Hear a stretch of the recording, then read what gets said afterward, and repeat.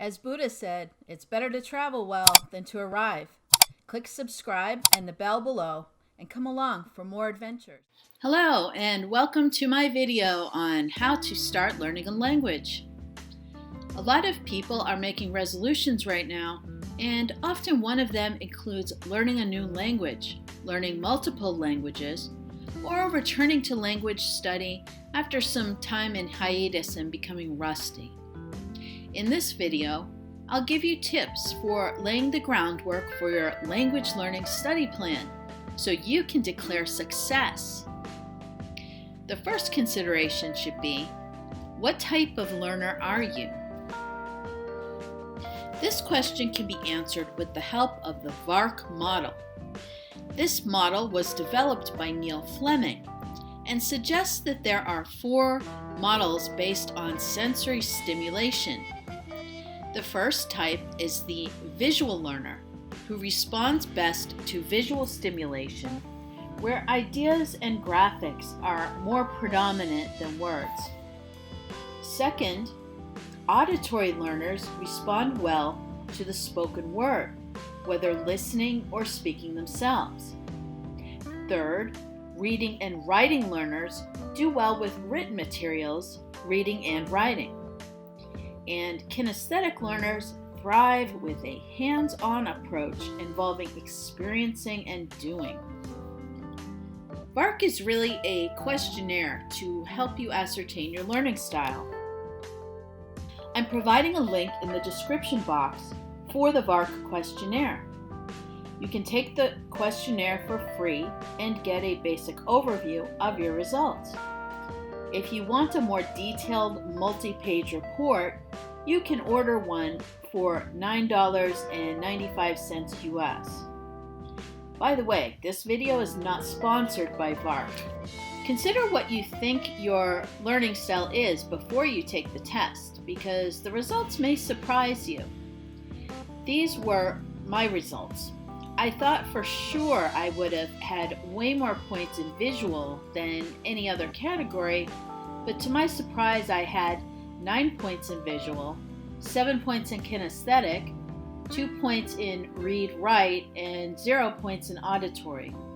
Try it out and see if your results match what you expected. Once you know what type of learner you are, you'll be better equipped to choose the right study resources for you.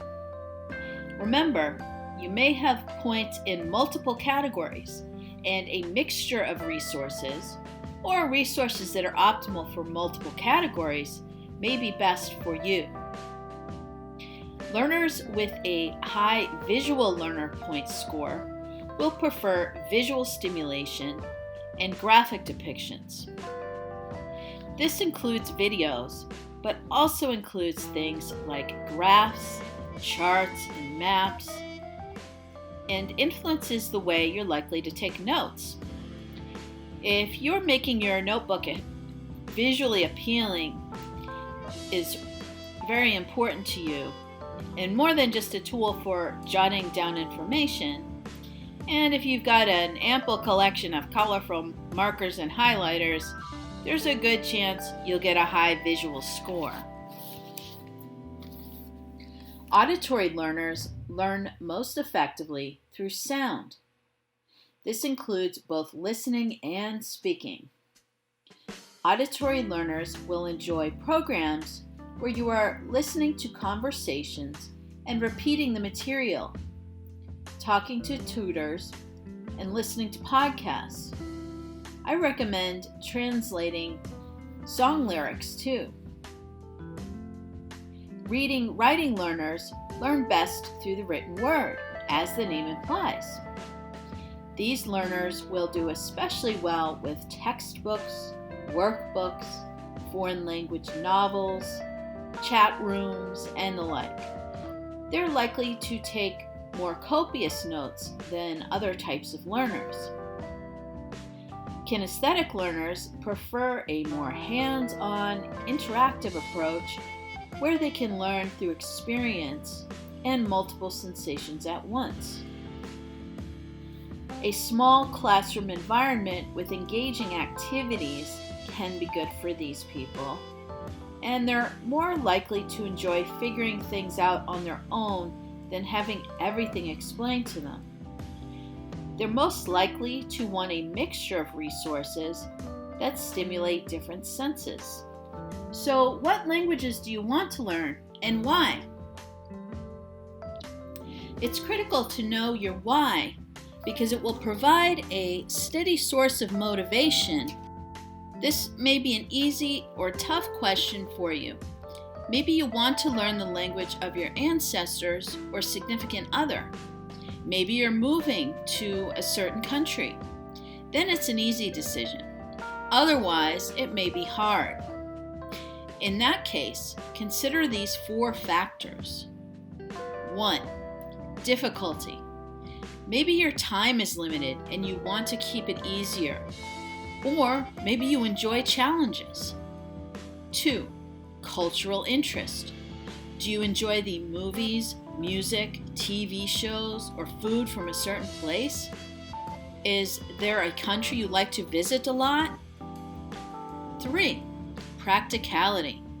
If you have 10 minutes a day to study, your options will be more limited than if you have an hour each day, for example. And it wouldn't be practical to try to learn 2 languages at once that are very similar, like Spanish and Portuguese, because it would be very confusing. 4. Resources. There's practically an infinite supply of resources available to learn languages like Chinese, Spanish, and French. But if you want to learn Icelandic, Pashto, or Georgian, maybe not so much. That doesn't mean you should rule them out, just that you should be aware of what resources are available so you can make an informed decision. Based on your learning style, will they work for you? The next question to ask yourself is, when will you learn? Perhaps the most cited reason I hear from people on why an attempt at language learning failed is time. It is a very rewarding but also time-consuming endeavor. The best way to assure success is to have a plan, and one that isn't so overambitious it overwhelms you.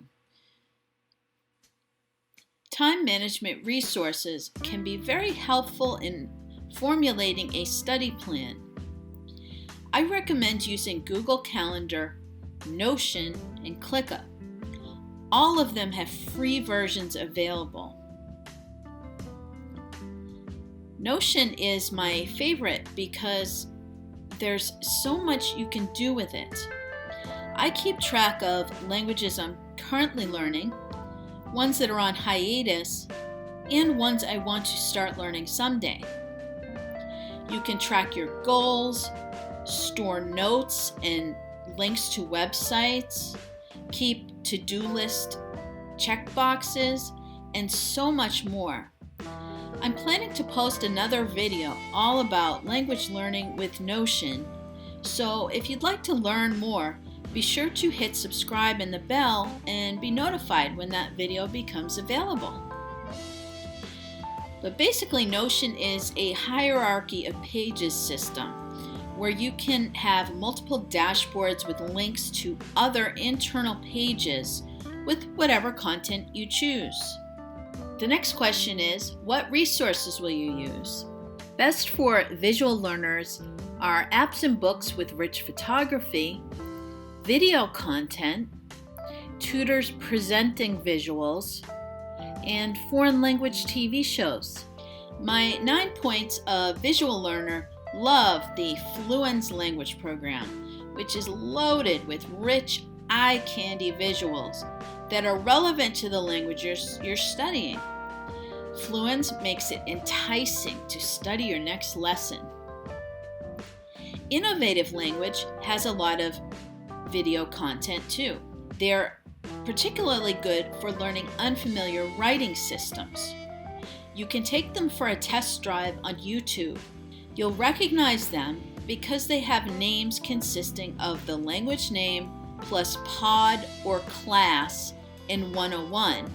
Tools that are best for auditory learners include audio-based apps and programs, tutors focused on listening and speaking with you, and podcasts.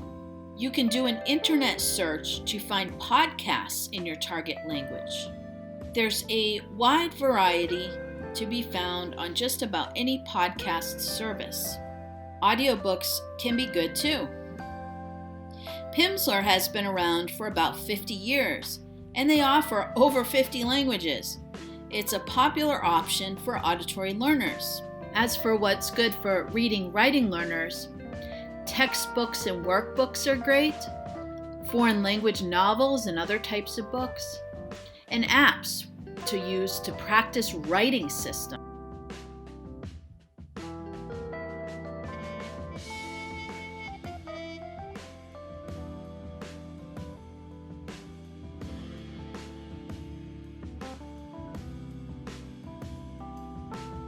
Textbooks can be addictive, and I find myself collecting them.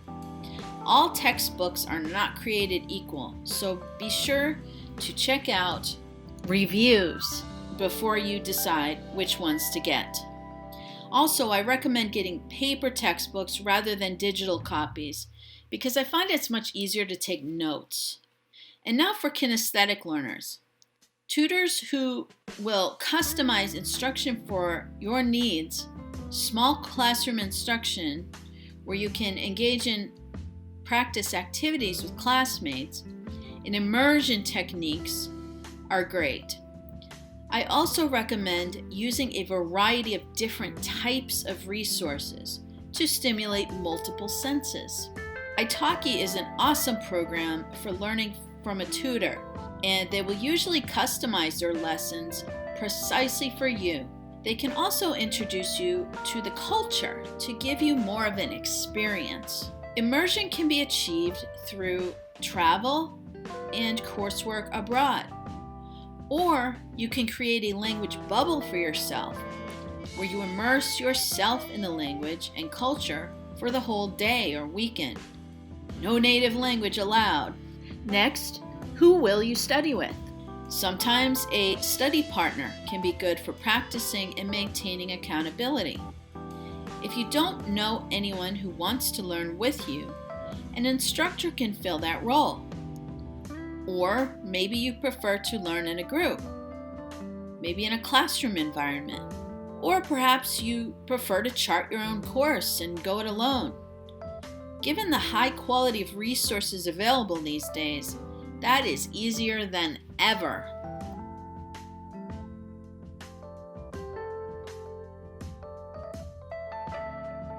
So what are your long and short-term goals?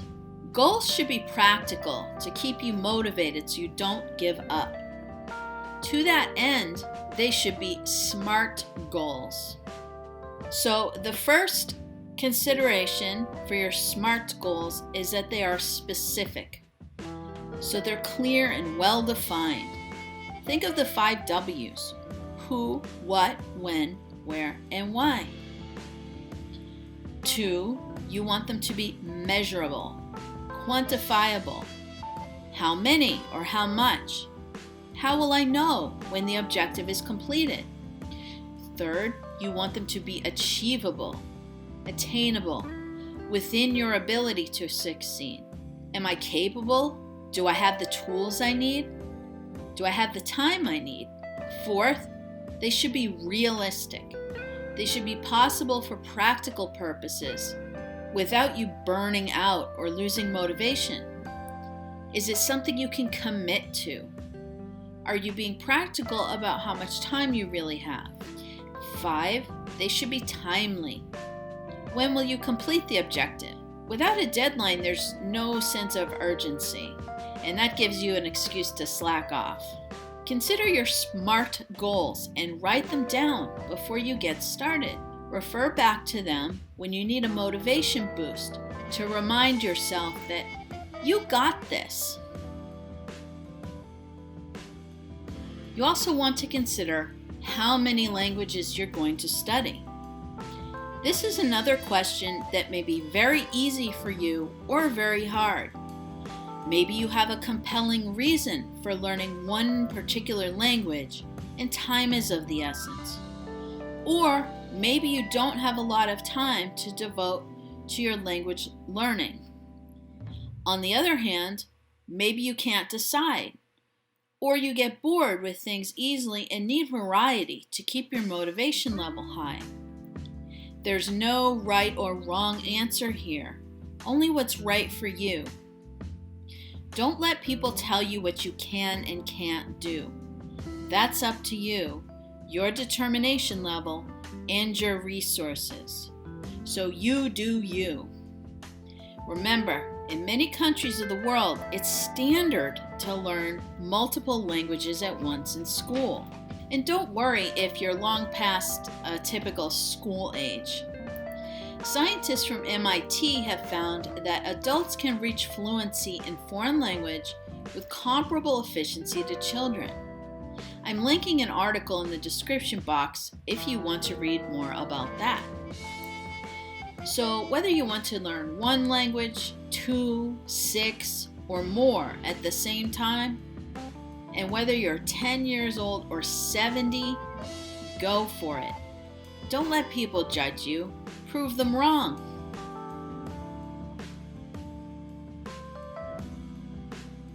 Number 8, fun matters to motivation. You'll want to include fun like TV, movies, and video games in your toolbox when you're learning languages. It's an effective reward that will also give you more exposure, not only to a language, but to a culture. There's many resources available for this. I'll go over some of them. Rakuten Viki at viki.com offers free and paid subscriptions. They offer TV shows and movies in Japanese, Mandarin Chinese, and Korean. Programming in Mandarin is available from both Taiwan and mainland China.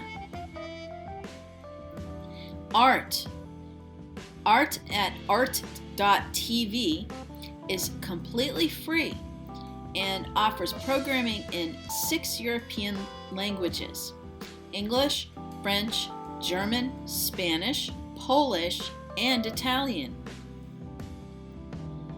Language Learning with Netflix at languagelearningwithnetflix.com is a free extension for Google Chrome.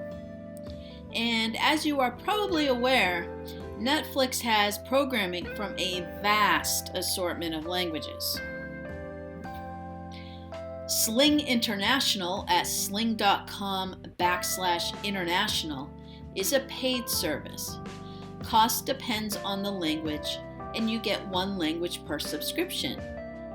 You'll find 19 languages on there, including Arabic, Cantonese, Greek, Hindi, Portuguese, Punjabi, and several more. Of course, I'd be remiss if I left out YouTube, where you can find practically any language in existence.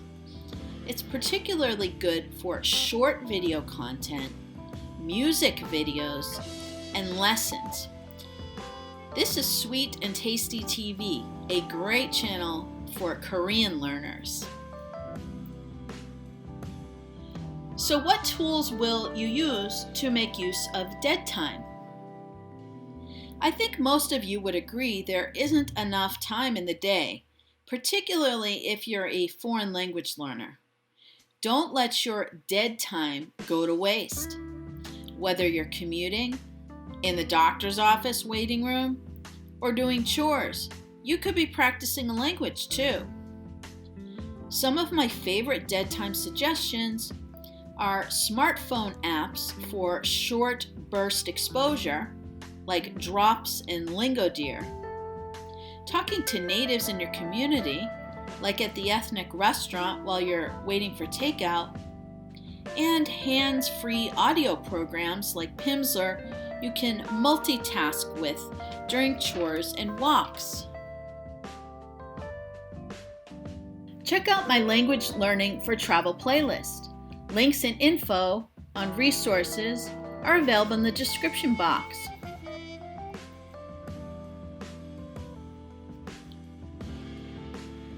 Coming soon, I'll have more language program and textbook reviews, learning multiple languages at once, tips for studying and scheduling, and more. And of course, my signature travel videos. Thanks for watching.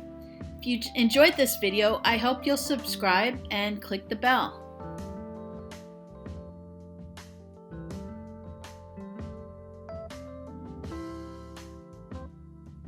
Smash like, subscribe, click the links down below so I'm